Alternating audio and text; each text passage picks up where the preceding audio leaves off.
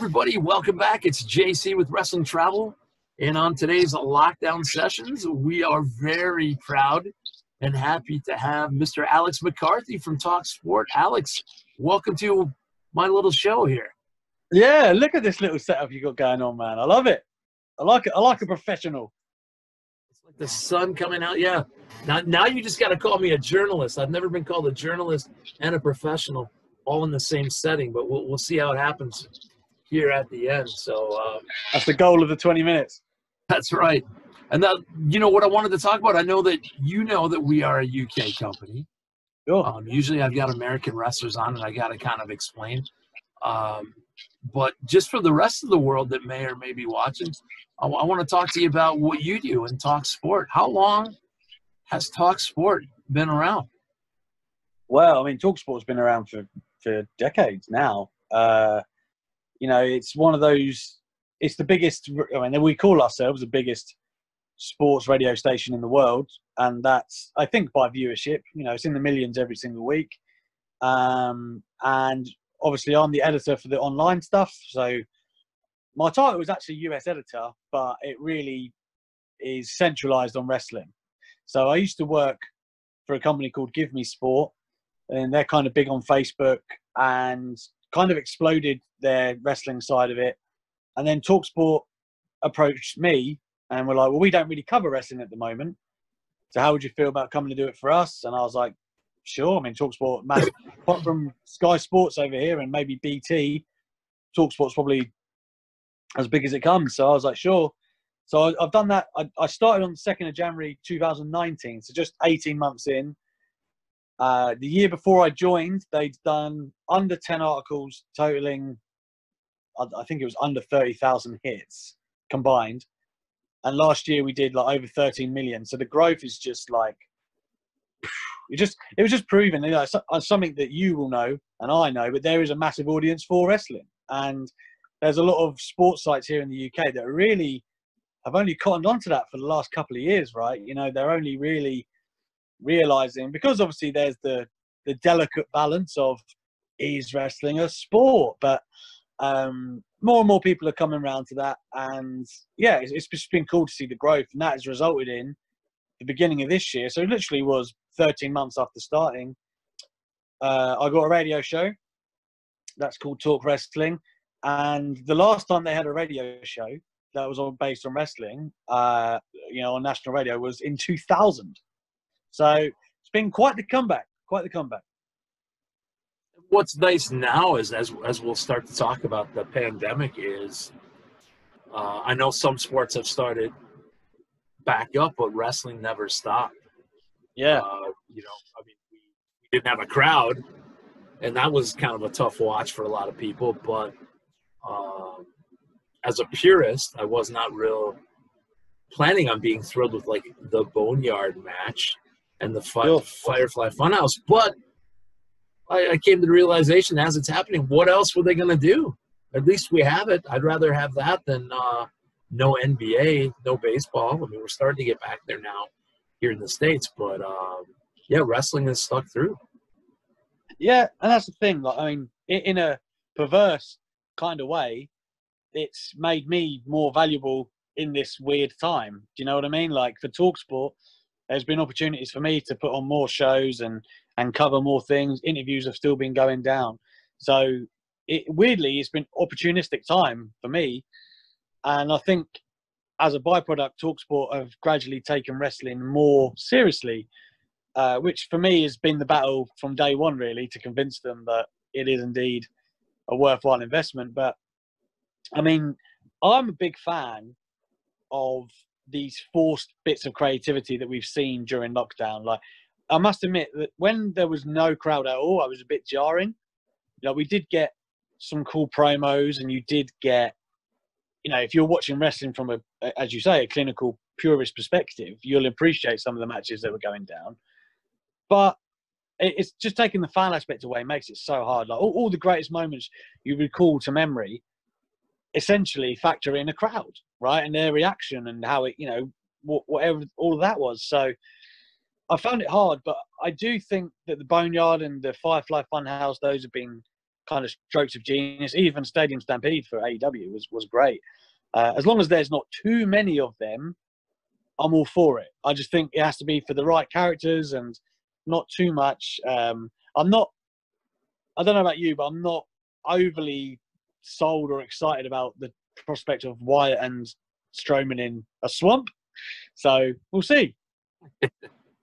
Yeah, it keeps getting wild. I gotta say, years ago when the Hardys did the Hardy compound with TNA, I wasn't gonna be thrilled about that, but I watched it with like such an odd fascination.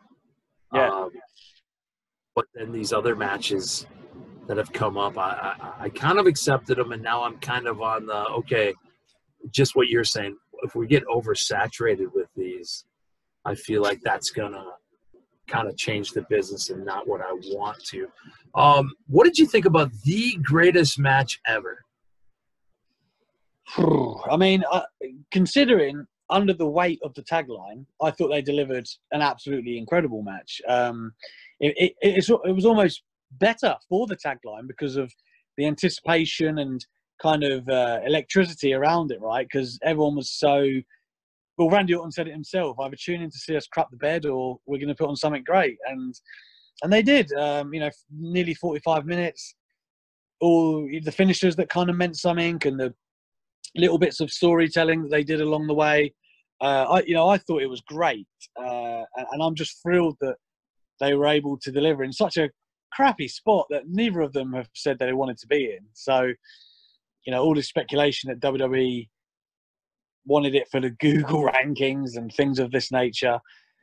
But, man, I think when in these circumstances, to be able to deliver something that they did, there's something to be hella proud of. And, you can't, ostensibly, it's hard to say what the greatest match ever is, right? Like, objectively, even my criteria to yours might be different in what we look for in a great match. So, it's almost an impossible task anyway, but to say that they had probably one of the matches of the year thus far, I mean, it's quite the testament to the situation they were put in, I think.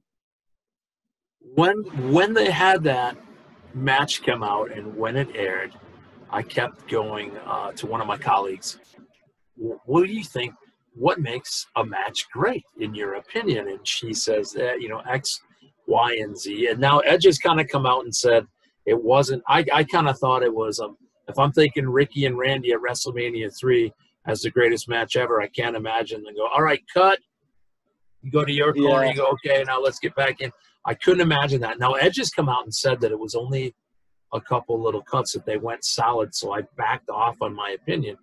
But if you put in your formulaic, this is what makes a match great, then I went back as an NFL guy going, it's the old Tom Brady argument. Is he the greatest quarterback ever, or is he the product of the system that Belichick's running? So therefore, can I take all of these things that make a wrestling match great, throw them in a kettle, and then just put anybody out there that can do it and make a great match? And I'm glad I didn't have to go further down that argument.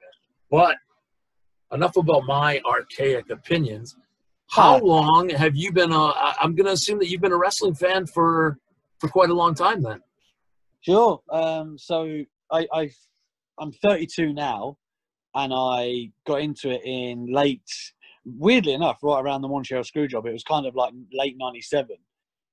So I was only, what does that make me, 9, I think, at the time. I used to watch it with my gran, of all people. I'd stay at her house, and my mum would be like, don't let him watch that, because at school, everyone's trying to do stunners on each other and stuff. And but my grandma was always like, it's fine, let's watch it. She loved The Rock like I like The Rock. So I was huge on it as a kid. Because I was that much of a fan of The Rock, I kind of fell away from it a little bit when he left for Hollywood. As Lesnar started to dominate and all that stuff. And then, so that was around 2003. And then I picked it up again when I went to university in 2007. And basically stuck with it through then. I think a year after I came home, I didn't have cable in the UK. I don't know how familiar you are with our systems, but recently they do highlights on free TV, but they didn't back then. So I kind of fell away from it again, although I was still picking up what was happening. And then I really got back into it. I remember I went round my friend's house one morning, and he had the highlights on, and it was Daniel Bryan. And I hadn't seen Daniel Bryan before because I'm one of those fans that's like retrospectively learned about the indies, right? Like YouTube, and then obviously since I got back into it, followed it more. But I didn't really have a base of who these guys were like you would have done. And I was just like, man, who's this guy? Like short. I think he had like the buzz cut at the time. I was like, what? Like, who is he? And then the more I watched him, I was like, man, he's so good. Like, and then I kind of just recaptured the bug again. So I think even the gaps that I had in my knowledge, I've gone back and watched on the network anyway. So I feel like really from 97, I've pretty much got all of it. But I think my sharpest knowledge is like Attitude Era stuff. That was, you know, I know that's a real common thing for people to say, but I think that's my favorite time. It was just golden time, man. Well, as a gentleman who's much older than you are, yeah, thank goodness for the Attitude Era, because as you know, if you look at everything that happened before that with the gobbledygooker, and everybody had a mentor, and nothing on those against those guys personally as a wrestler, but just the way wrestling was going with the characters, it got tough to watch. And it, you know, as a guy who loved it, it was almost embarrassing. Somebody come over and you're watching wrestling and they're watching it with you, and I'm like, some of the stuff that's going on, I'm like, oh, you know, I mean, it's probably just as bad as the Katie Vick incidents, having that happen. With somebody watching it and you're going, oh no. What do you get now? Do you I've done my journalistic, and you're gonna have to forgive me because it just was the 4th of July here, Right. so had family things and stuff going on. But as much as I wanted to catch up, you got a chance to talk to some pretty decent stars now. Yeah. What, you know, you get starstruck at all? You completely, hey, I'm journalist, I gotta go. But do you ever find, you know, have you spoken to The Rock or anybody where you're kind of like, and I'm sure you keep it professional, but on the inside you got that little kid in you? Yeah, I mean, always. I'm always a fan. I don't think anyone who really does this job could do it if they weren't a fan, either at heart or, you know, even the Meltzers and everyone. Like, really, yeah, it's funny. Like, just a quick side story. Because of wrestling travel, actually, I went to Double or Nothing, the very first one in Vegas, and I was in the media section. So there was like Sean Ross Sapp, Ryan Satin, Dave Meltzer, Bill Apter, like literally everyone you could think of, pretty much, from the wrestling industry. And it was cool to meet a lot of those guys for the first time, who, you know, peers who, obviously I'm in the UK, they're over there, so you don't really get a chance. But it was just kind of mind-blowing that while the action was going on, we were fans, you know what I mean? Like, we're sitting in the media section, but no, people aren't sitting there kind of taking notes. Like, we're all getting involved and enjoying the show, and that's really the heart of it. For me, obviously, I haven't spoken to The Rock for one. When that day comes, you'll know about it. It'll be everywhere. Well, no. But it's been really good. Like, I've been doing this now, particularly for wrestling. Maybe I saw the other day. I spoke to Big Show last week, and weirdly enough, he was my first ever interview 4 years ago. So it was kind of cool to think like, oh, well, okay, I've come quite a long way in those 4 years. And I think there are definitely some names. I mean, some of the names I've interviewed, like, I don't know, Ric Flair and Scott Hall. Yeah, I don't know why Scott Hall runs to my mind, but he does. You know, Kevin Nash and Triple H, of course. You know, there's legends, Mick Foley as well, and then there's obviously the current day superstars like Reigns, Rollins, Ambrose, Moxley, whoever. So the list is long, but so you kind of get into a groove with some of them. But a lot of it depends too. Like, there's some phoners, you know, conference calls. But it's when you sit down in the flesh and you get 20, 25 minutes. I don't think I'm as nervous about talking to the person as I am that it will be good. Does that make sense? Like, Right. Yeah, no, it does. when I was sitting there, I remember. So AEW asked me if I was going to go to All Out last year, and I was planning to in Chicago, and then WWE reached out because obviously they had a show the same night. You might remember the Cardiff takeover, and they said, well, you know, if you come Cardiff, we can get you some time with Triple H. And I was like, that's interesting. Like, I wouldn't, you know, not many people like sit down with Triple H and get an interview. So I was like, okay, like if it's like 20 minutes, then I'm in. And they said, yeah, okay. And we ended up going like 27. But that was like a career making interview for me. Like a lot of the stuff that we talked about in that, you know, made big headlines, and my following definitely grew because of it. And the night before that one, I was up, you know, I wanted to sleep. I was tired. But I was up till like 3 or 4 in the morning, just like jotting questions, thinking, oh man, like I have to ask him about this. I have to get to this. Like what will work, what won't. And I was so pleased with when it came out well. Like it's hard to describe the feeling when you know that you've big opportunity and it goes well. So, and as of course, it's not always the case, but that's more what I'm worried about. There are some times though where you meet someone and it's a bit like I've met Stephanie McMahon as well, like twice now, and both times I was a bit like, whoa, like I don't know why her, especially, but and off wrestling related, I've interviewed Floyd Mayweather as well, and he had like an aura almost, you know what I mean? Like when he walked in the room, the whole room was like everyone literally just like he's like the center of attention, and everyone's there for him. He commands like everyone's attention. It's a weird thing. Like you have to kind of see it to understand it, but it's like the world revolved around him as soon as he walked in. And you can't help but be a bit like, oh, sucked into that.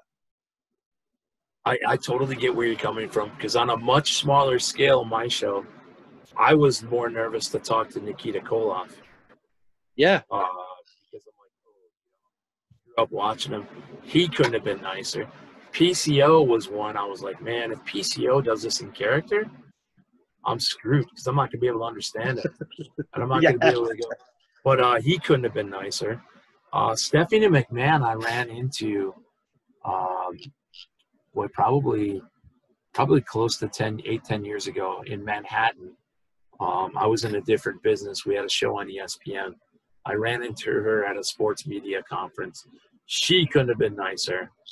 Yeah. I was trying to be professional, and I felt like I was, except I'm asking her a question, and this isn't on film or anything, just about the business I do and she does. And as she's going, what are you asking me? I'm thinking the same thing myself. I'm like, I'm fumbling it over. And it wasn't so much the wrestling fan in me as like, here is a very successful woman.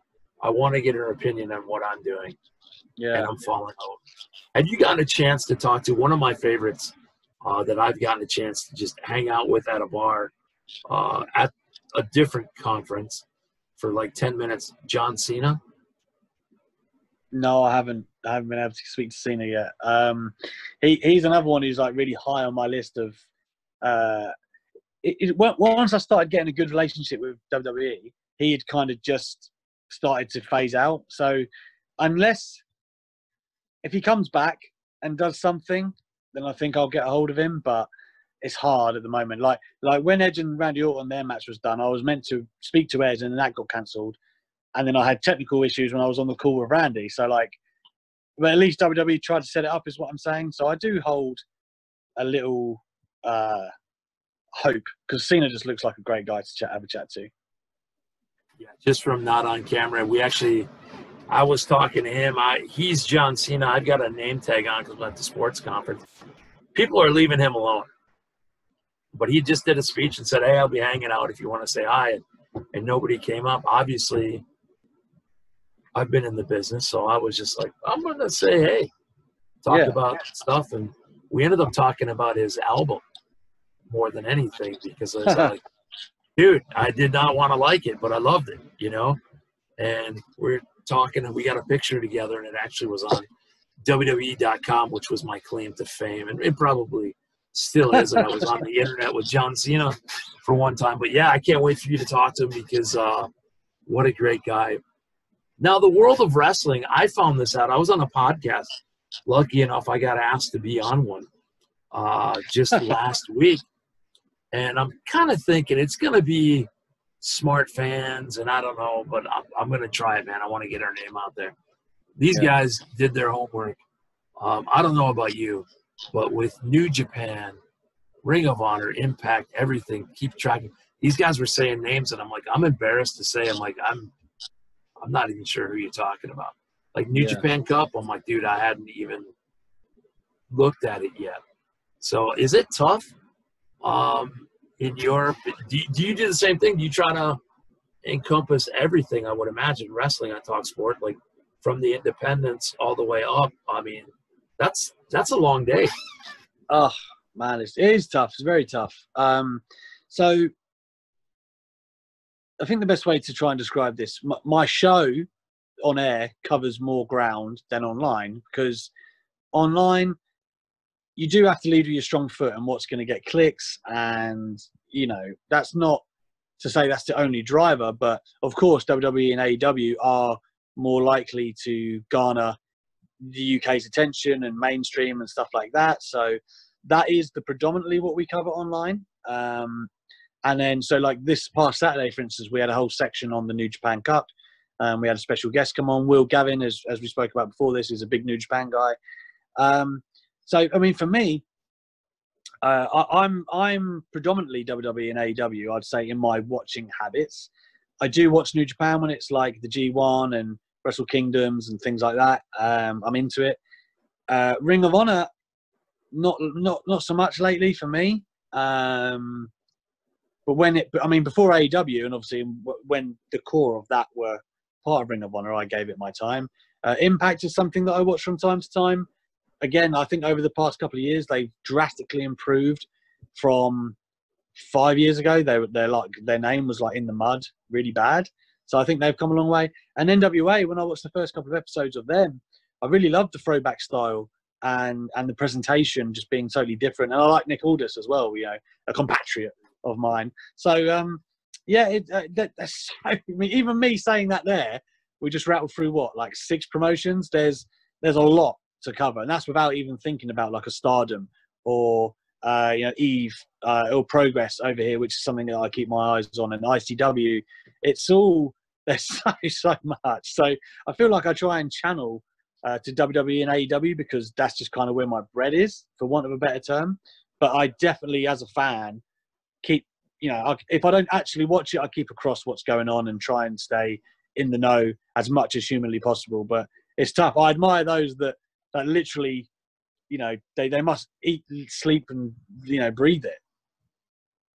Right. I had a friend a long time ago who would name, like, UFC's got 27,000 weight classes, and he's, oh yeah, I know this guy and that guy. But yeah, we sponsored Impact's Bound for Glory, like the road to glory last year, and I went down to Chicago to watch it, and hadn't watched Impact for a long time, simply because it's tough to find on television over here. But man, was I impressed, and I'm really looking forward to Slammiversary on July 18th to see what they do. But I have a quick, you mentioned Will Gavin. We talked about him off air. I don't know if you know my Will Gavin story, but I'm going to tell it to you. Please. So I meet Will at All Out last summer in Chicago. And he's doing a bunch of different things for you. He needs a ride. I'm close enough that I drove. He needs a ride to Chicago Bears training camp. And I said, yeah, absolutely, Will. I'll give you a ride. I mean, dude, how can you not like the guy, big dude? Now, you might blame me for this. This is kind of my fault if you're stuck with him. But we drive through all this traffic and get to Chicago Bears camp. And just as we pull in, Mr. Gavin goes, I left my passport at the hotel, which is probably, as the crow flies, not that far away. But when you're talking about Chicago traffic, so I said, hey, buddy, all right. I said, dude, call him. Just don't worry about it. I'll give you a ride back down there. And he says, well, technical expertise. Can you still hear me? I am here. Sorry, I don't know. All right, that's cool. We'll get you back. So he goes, really? You'll give me a ride? I'm like, well, dude, I can't. You're a good dude. I can't leave you stranded in the United States. So drove him all the way back. to get his passport and then drove him back to his hotel. So it is my fault that Will Gavin is back in the UK. Otherwise, he would have been stuck in America. Well, let me tell you something. He owes you a beer for that at the very least. At the very least. You know what he did for me? Is I was a quasi-celebrity for one night. As I'm driving back to my home in Wisconsin, Lee McCarthy, who runs Wrestling Travel, keeps telling me that I need to improve my Twitter followers. Well, easier said than done, as I know, because I'm just like, all right, well, I'll try. I tell Gav that, and he's doing his radio show, and all of a sudden my phone blows up like when you see it on TV, like it's just I got probably 500-600 followers from the talkSPORT listeners. So I've been a fan of talkSPORT ever since. So but he still does owe me a beer, yes. You are definitely owes you a beer. So what? Let me tell you, man, you're welcome on my show anytime, and we'll discuss this with Will. That's all I need. That's all I want, because I've even asked now. Since that time has passed, where Mr. Gavin was just super excited that he has his passport in hand and he can get home. Now all of a sudden he drifts away. He doesn't have a whole lot of time for me. So I'd love to get a chance to call him out again in a public forum. So listen, me and you will discuss this off air, as it were. But it's something we can sort out in the next week or two, I think. Perfect. I got just a couple more questions, and I'll be respectful of your time. I know it's late over there. Sure. And this is going to date this show no matter when we air it. But tonight I have heard on WWE that they're going to unveil the new U.S. title belt. Now, does somebody like you have any inside – are you ever privy to any inside dirt on what stuff like that looks like? Or are you just like the rest of us going, hey, we'll see it when we see it? I've heard about this for weeks. I'm not sure when they were going to do it, but I knew that they had one, or were making one, I should say. I haven't seen it. All I know is very similar to what WrestleVotes tweeted out earlier. I heard that it was in keeping with the latest titles they've made. It's like quite a clean look, but they reckon it still looks traditional. So very intrigued, but I think. I mean, it's been around for 17 years. I didn't even realise that until I looked it up earlier. 17 years, the US title, in its current iteration. So it's quite a long time. And we're looking at the way that the IC title obviously got the upgrade and whatnot. I think it was due. But yeah, what I've heard is that it's a bit of a departure, but it still is like kind of a cool, traditional looking but clean title. That's all I got for you on that one. But I know they've had it in the can for a few weeks now. Okay, cool. Because I'm a fan of the old IC title look, but I realize that time has to go on. And what I'm really happy with is with the IC title, with the tag titles, even though I'm just the ones I grew up with are the ones that I really love, but they're different. Like the WWE belt when they unveiled and the women's tag titles are cool too. But the women's SmackDown, Raw, the Universal, and the World, like they're all basic, man. Yeah, and I'm like, cool. I love the branding. I understand that, or I don't. But I was like, man, I love when he got just a little bit of difference. So yeah, I'm anxious tonight to. I've got to say, and I'm not just saying this from a biased perspective. I think the NXT UK titles are some of the best. They're great. I have seen that. You know where I saw it first, really close up, is one of the fans that came to New York last year, WrestleMania, had the replica UK title, and the detail on that is awesome. I love it. And great too. Yeah, they're cool. I mean, I'm not a big fan of the current kind of I like the old NXT when it was kind of spelled out with the big X.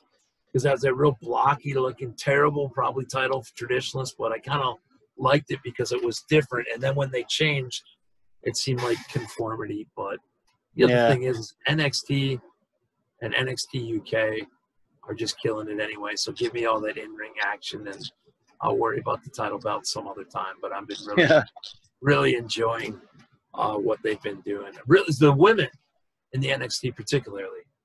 They're the backbone. The In Your House pay-per-view, and I'll stop on my tangent here, give you a chance to talk.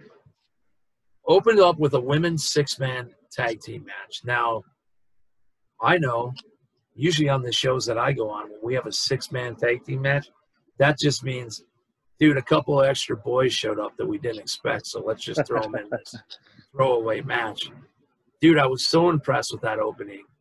I can't even remember who was in it. I know Dakota Kai, Tegan Knox, Mia Yim, Candice LeRae. I love Mia Yim. I mean, dude, it was, for lack of just so I can sound like a cool kid, it was off the hook or off the chain. Yeah. And then the 3-way dance main event, I was like, this is awesome. So I had a little plug for Io Shirai. I was so happy that I didn't think that would ever happen, but I was happy about it. Well, then I go next week to was it Backlash? And I'm like, okay, great. Here we've got Bayley. We've got all that stuff. And I was like, oh, I thought for sure the women's wrestling would shine again. And it was – here's what it reminds me of. The first time I went to your country, a friend of mine said, you got to go to Nando's. Nando's got the best chicken ever. You got to go to Nando's. And I'm like, I love chicken. I can't wait. Well, then I got to Nando's, and being as Nando's was probably as great as it's ever been, my expectations were built so high that I was like, yeah, it's good. I was expecting something more. But I think that's how it was with the women on the main roster. Was that Ross who told you that, I bet? No, it was another guy I worked with at a summer camp. Great dude. He's the guy that knew every UFC fighter in existence. But no, Ross. No, Ross strikes me as a Nando's guy. Yeah, he's a big proponent. Yeah, so just the quality of women's wrestling. What are your? I want to pick your brain, because as much as I was a guy who did watch the bra and panties matches back in the day, this athletic women's wrestling. Well, I talked to the Blossom Twins a couple months ago. Very, very great. They're still over there in Manchester. But I was talking to them. I used to watch TNA, and their women's matches were killing the men's matches. And I loved it. I love the athletic stuff. I love the women's revolution that I believe still takes a couple steps forward and then a step back at times. But yeah, I mean, for me, I feel like, if you had told me 15, 20 years ago we'd be where we are now with women, I would have laughed. And I mean that as least offensively as possible, but that's just the climate that it was then. But the skill level now, like some of my favorite wrestlers in the world are legitimately the women. It's not a case of, I love this guy, and these women are all right. Like they're in equal parity. For me, like Charlotte Flair is one of the best workers, regardless of gender. And I will argue with anyone on Twitter who says different. And there are people that like to argue that. Delighted to see Sasha Banks and Bayley, finally flourishing in the roles that they should have probably had the first time they had the tag titles. So right and a wrong there that I'm quite pleased to see. But for me, the two best women divisions in the world are NXT and Impact. They both, they've got some. Of course, the Joshis in Japan are amazing too. Like Yuka Sakazaki, who actually is in AEW from time to time, and some of the Joshis in Stardom. They are incredible too. But for me, NXT, the talent, you said it earlier yourself, Mia Yim, Candice LeRae, Tegan Knox, Io Shirai is obviously the champion now. Bianca Belair and Kairi Sane and Shayna Baszler are sitting on Raw doing nothing, and they are incredibly talented women. Just the standard has come on so much, but also how they're perceived, I guess, and how they're presented. That has been the key difference. And the Four Horsewomen probably deserve a lot of the shine for that, and they come around at the right time, and Triple H clearly behind them, and probably helps. I think Charlotte is the first one to tell you that it helps that her name's Flair. But to open the doors is one thing, but she's more than walked through them. Do you know what I mean? Like, she's more than done her part for my liking. And I just think that there's a cocktail of amazing women, and there's flavors from kind of all different backgrounds around the world that WWE's done such a great job of putting them together. Sometimes, as I just mentioned about the 3 women that are sitting out doing nothing, that doesn't mean they don't drop the ball, because they do. But for me, Impact as well. I know they've just lost Tessa, who was their actual world champion too. But as you and I know, their division goes way beyond just Tessa Blanchard. When you've got Valkyrie and Jordan Gracie and who's the one who's Deonna Purrazzo has just joined, and there's loads more beyond that. So the depth of women right now is incredible, and I feel like the time is right too, because they're kind of motivated, they're hungry, there's a lot of firsts that are happening. It's got that fresh feel too. So there's some of my favorite wrestling in the world right now.